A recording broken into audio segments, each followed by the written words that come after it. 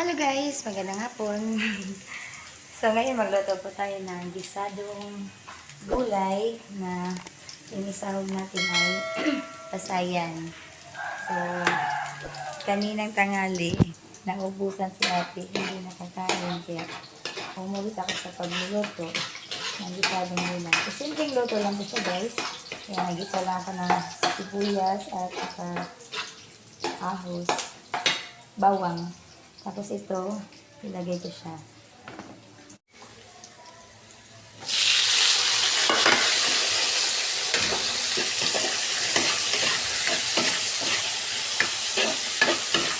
So, dahil mahirap lang naman tayo, kaya mga simpleng luto lang po yung ating mga lulutuin. So, ayan. Hindi ko lang siya pinutol-putol dahil para mas maganda tingnan na buo talaga yung shrimp na nilalagay natin sa gulay natin.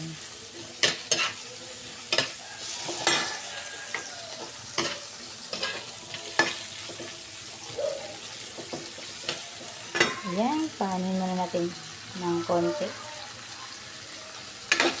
Mga ilang segundo lang. Yung shrimp, nilagyan ko lang siya ng konting asin din.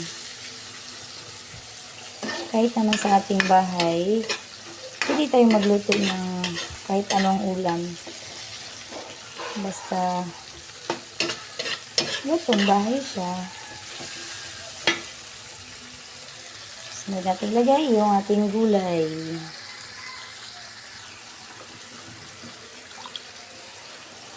Ayan.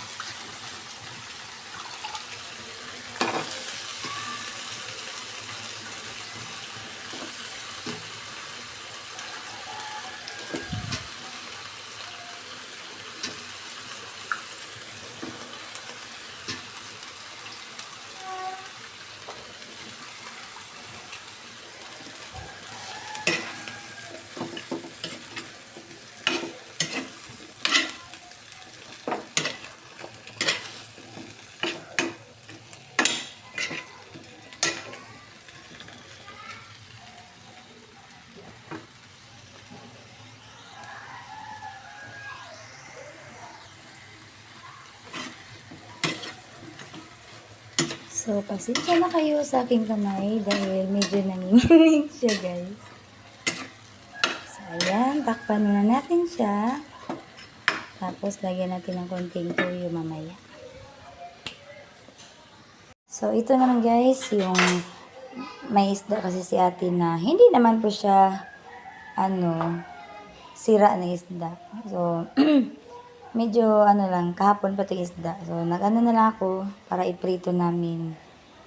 Yan. Madami-dami din naman yan. So, hanggang bukas na siguro yan. Kasi sa Tilor na, ay hindi po siya papasok bukas.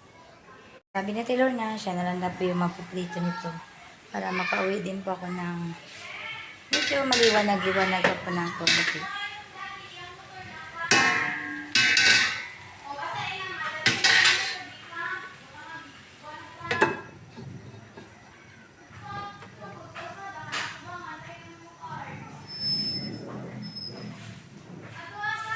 Giklaman ang kaludong motor?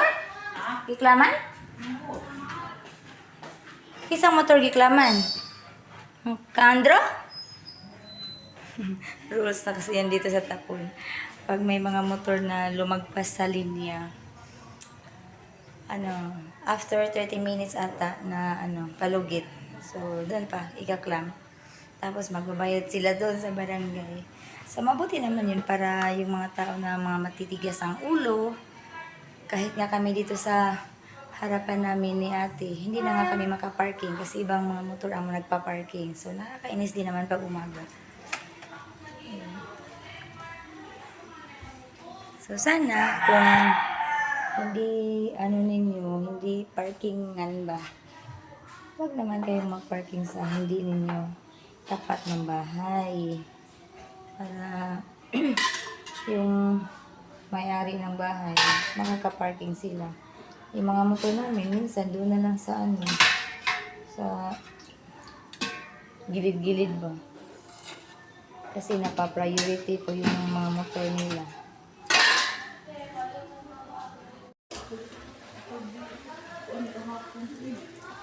Ano kung sige na yung utang? Ang utang na ba na po?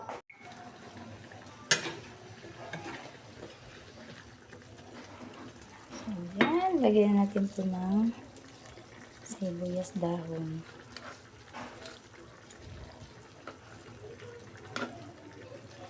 So, kahit anong luto, guys, basta para sa pamilya, walang arty-arty na yan.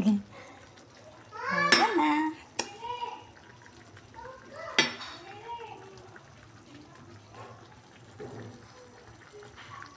That's it. So, dito na tayo sa kabila. Mag-prito tayo ng isda. Medyo maliwanag pa naman.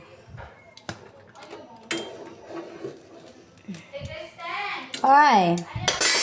So, uwi na tayo guys. Dahil 6 p.m. na. Para makapagpakain pa ako ng manok doon. So, yun guys. Nandito na ako sa bahay. At ayan si Dante. Dahil meron pa akong dala kanina na isda na karabalyas. So, mag-ano daw siya, mag-kilawin. Labas mo nga. Oo, labas tayo. Presko po talaga yung isda na dinala ko. Sinadya ko yan para magkilaw siya. Gawin niyang kilawin. So, yan. Ilang sa kanila, ilang hanip, mura plastic. Yung ilan naman na siya. Pero mag-una. Taka eh. Ha? Baka mo na.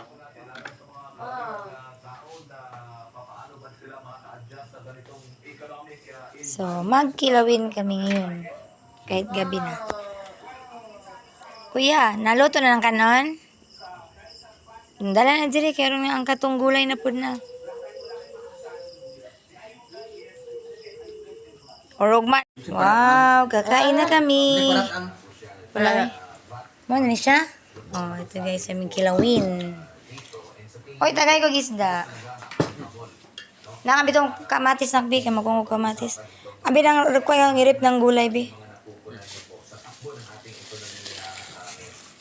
So, bukas na lang tong aming gulay. Dahil...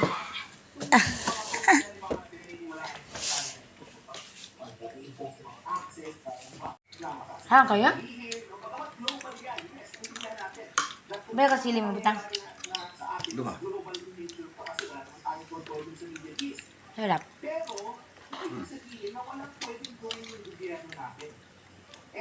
Ayay, manginanglan na po tayo pantula ka ni guys.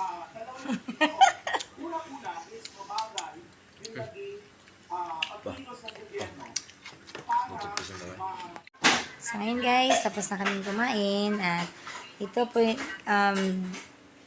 dumating po si Kuya Alan at hinatid po nila yung pasalubong namin na galing po ni Ninang T. So ito guys, yung aming pasalubong. Ito sa akin, ayan, may pangalan. Nilagyan ko talaga ng pangalan. Tintin. Tapos ito naman yung kay Dante. Paborito ko to. Kasyang-kasya ni Dante yung itim na t-shirt. At yung dalawa, kasya naman talaga ni Dante. Cotton siya na. So, ayan. Ito naman yung kay Kuya Moises. Ano kay James? Tira ka Moises. Gaganda din ang t-shirt ni Kuya. White. Tsaka sky blue. Kasya din ni Kuya James. Ang gaganda niya kasi cotton talaga. Ito naman yung kay Moises. Ayan. Tsaka isa. Saan mo yung na?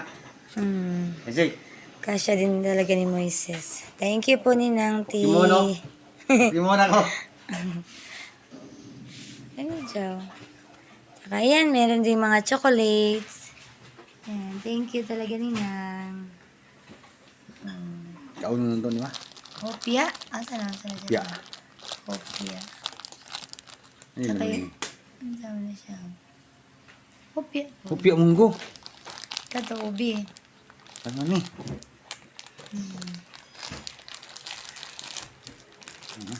Wala, gunting.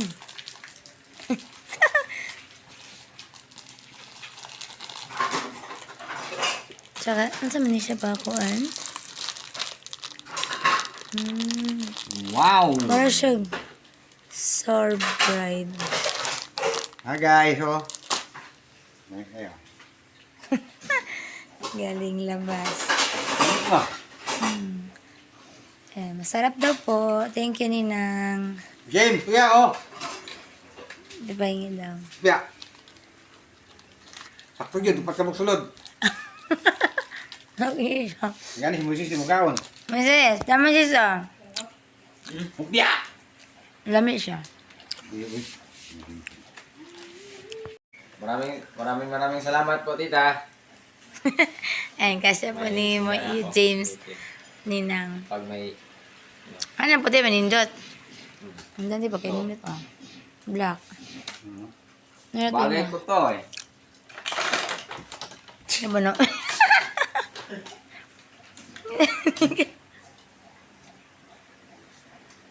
Wow.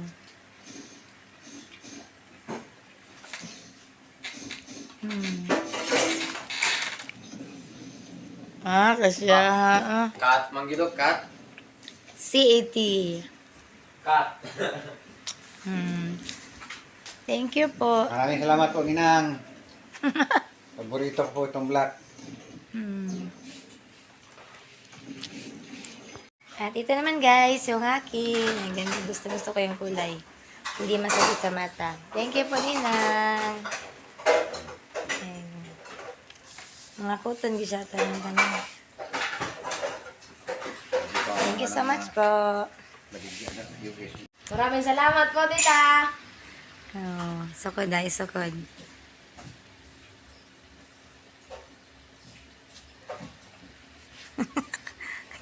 Dagko din yung mga... Wow. Taro nga, taro nga. Oh, kasya po ni Moises, Ninang. Thank you so much po, Ninang. Pokemon! So, ito guys, ilagay ko muna to sa rep ng mga chocolate. Ayan na. Iba't ibang klase po kasi yung chocolate na binigay ni Ninang. So, dyan na yan.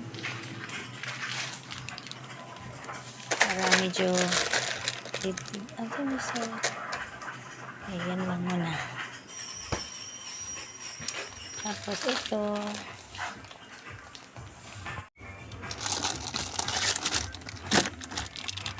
Ayan. Yan muna sa so, ayun guys. Atis po, nakatigim po kami sa